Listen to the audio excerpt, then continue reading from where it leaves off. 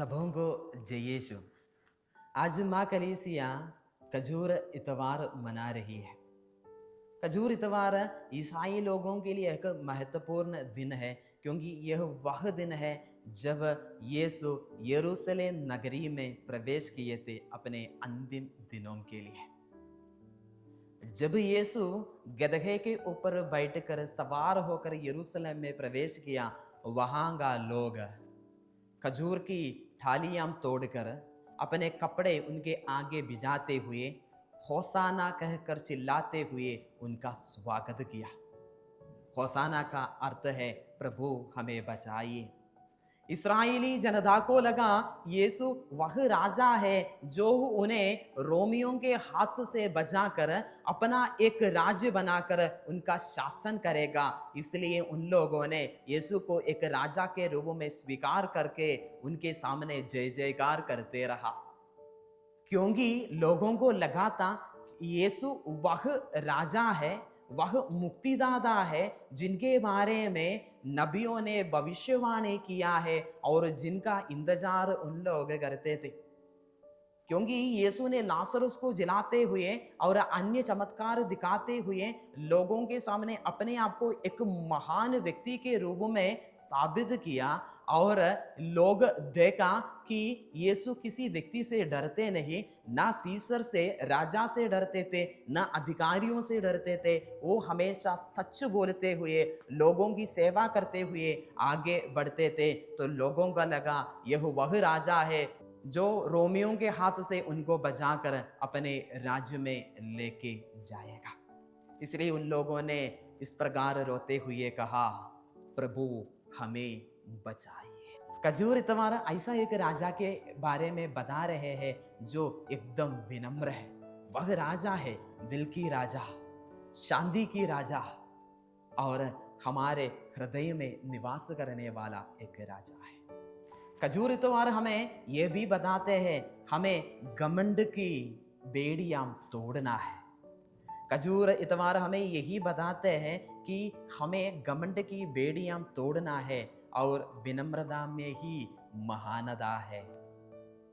और ऐसा एक राजा के बारे में बता रहे हैं जो सेवा कराने नहीं बल्कि सेवा करने आए हैं। हमें भी वही प्रेम से प्रेरित होकर, उनके प्रेम से प्रेरित होकर सेवा शुश्रूषा में लगे रहना है।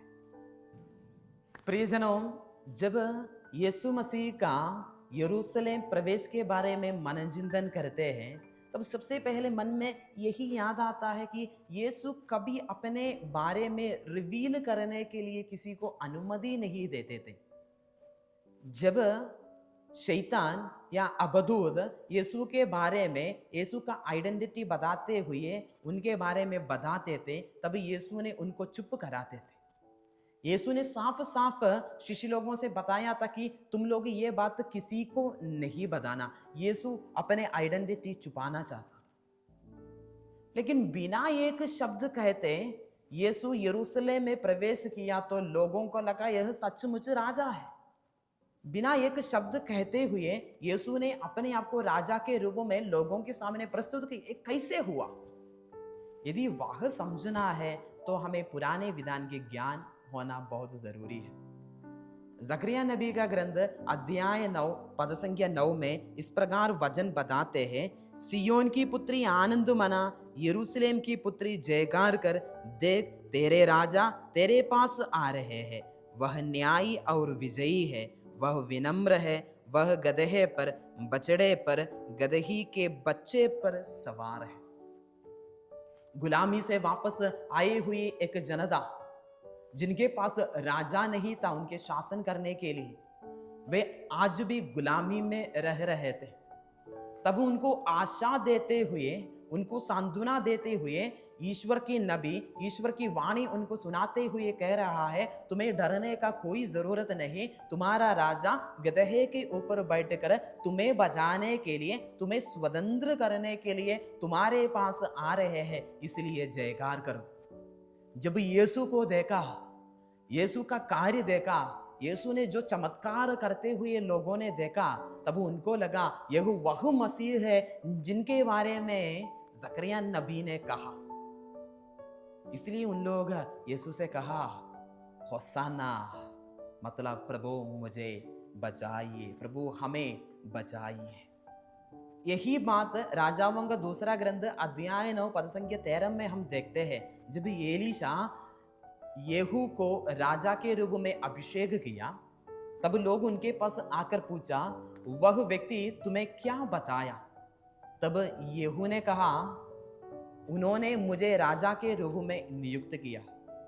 इसलिए उन लोगों ने अपने कपड़ा उतार कर यीशु के सामने बिछाते हुए कहा, प्रभु हमें बचाइए।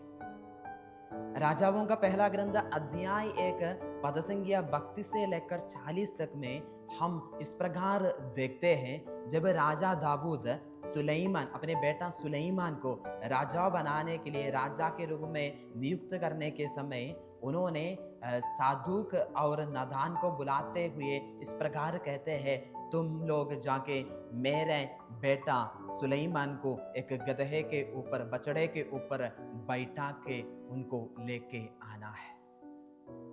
तो पुराने विधान के अनुसार राजा एक गधे के ऊपर बैठकर आ रहे हैं, एक बछड़े के ऊपर बैठकर आ रहे हैं।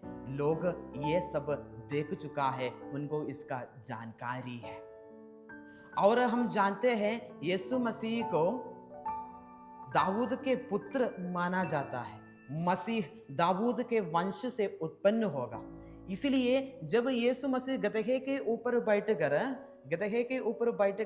यरूशलेम में प्रवेश किया, लोगों को लगा यह सचमुच वह राजा है जिनके बारे में भविष्यवाणी की गई है। इसलिए उन लोगों ने अपने कपड़ा निकालकर, कपड़ा भिजाते हुए, खजूर की थालियां अपने हाथों में पकड़ते हुए चिल्ला चिल्ला के कहा, होसाना, प्रभु हमें बचाइए। ये प्रार्थना स्तोत्र ग्रंथ अध्याय 118 पद संख्या 25 में लिखा हुआ है, जहां इस प्रकार लिखा है, प्रभु हमारा उद्धार कर, प्रभु हमें सुख शांति प्रदान कर। इस प्रकार लिखा है, प्रभु हमारा उद्धार कर और हमें सुख शांति प्रदान कर। यही प्रार्थना इस्राएली लोग यीशु के सामने करते हैं, क्योंकि उनको लगा यीशु उनको उनके गुलामी से बचाकर अपना राज्य की स्थापना करेगा। इसलिए उन लोग यीशु को अपने राजा के रूप में स्वीकार करते हुए चिल्ला चिल्ला के कहा, प्रभु हमें बचाइए। प्रियजनों, हमें भी इस प्रकार प्रार्थना करना है, प्रभु मेरे दिल की राजा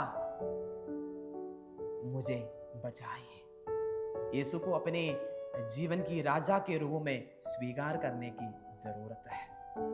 प्रियजनों, लेकिन हम देखते हैं इन्हीं लोग जिन्होंने यीशु मसीह को राजा के रूप में स्वीकार किया, उन्हीं लोग 4-5 दिन के बाद यीशु के खिलाफ खड़े रहकर कहते हैं, इन्हें क्रूस दे दो। 5 दिन के बाद ऐसा क्या हुआ कि लोग यीशु के खिलाफ हो गए? जैसे फादर ने पहले बताया, लोगों को लगा यीशु उनको रोमियों के हाथ से बचाएगा।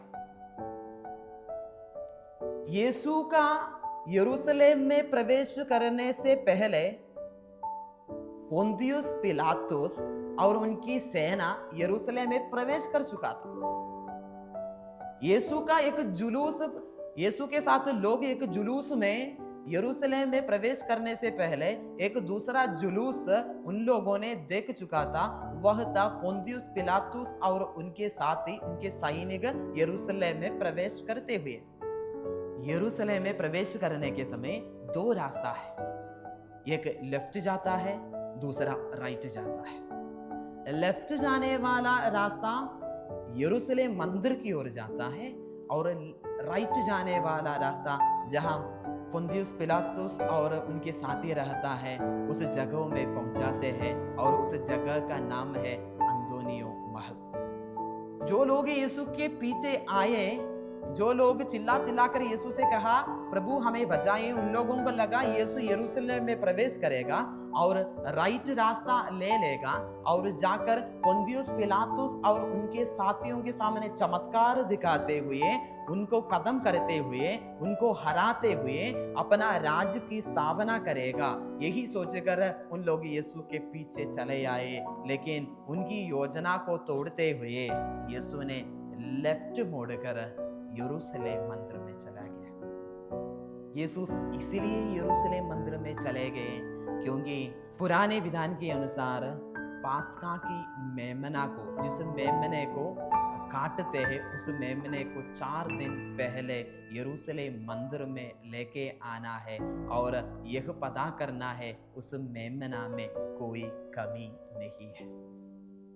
और यीशु पास्का के 4 दिन पहले यरूशलेम मंदिर में प्रवेश कर रहे हैं और हम जानते हैं वहाँ बहुत सारे लोग उनके ऊपर दोष लगाने के लिए कोशिश किया, लेकिन उनके सामने वो निर्दोषी ठहराया गया। कोई भी उसके ऊपर कोई भी दोष नहीं दिखा पाया। वह मेमना जो हमारे पापों के लिए मरने के लिए इस धरती पर आया। इसलिए संत यूहन्ना ने कहा, देखो यही है वह मेमना जो संसार के पाप हर लेते हैं। वह मेमना 4 दिन पहले मंदिर में जाकर अपने आप को समर्पित करते हैं। जब इस्राएली लोग देखा कि उन लोगों के सोच विचार के अनुसार एक राजा नहीं है यीशु जाके पोंदियुस पिलातुस और उनके साथियों को नहीं हराया, इसलिए लोगों को यीशु मसीह पर जो भरोसा था वो टूट गया और उन लोगों ने कहा इनको क्रूस दीजिए। इसलिए सारी जनता यीशु के खिलाफ हो गया। प्रियजनों, सचमुच यीशु राजा था, सचमुच यीशु राजा था, लेकिन लोग ये समझ नहीं पाया उनका राज कौन सा है। यीशु हमारे दिल की राजा है, यीशु शांति की राजा है, लेकिन लोगों को समझ में नहीं आया सचमुच यीशु प्यार की राजा है। इसलिए उन लोग यीशु को क्रूस देने के लिए कहा। प्यारे भाइयों और बहनों, आज खजूर इतवार ऐसा एक राजा के बारे में हमें बताते हैं जो इतना विनम्र है और वह राजा सेवा कराने के लिए नहीं बल्कि सेवा करने के लिए आए हैं।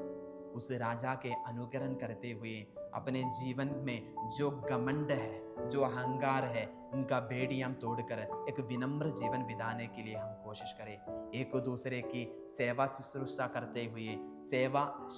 करते हुए एक पवित्र जीवन बिताने के लिए हम कोशिश करें। सर्वशक्तिमान ईश्वर हम लोगों को आशीर्वाद प्रदान करें।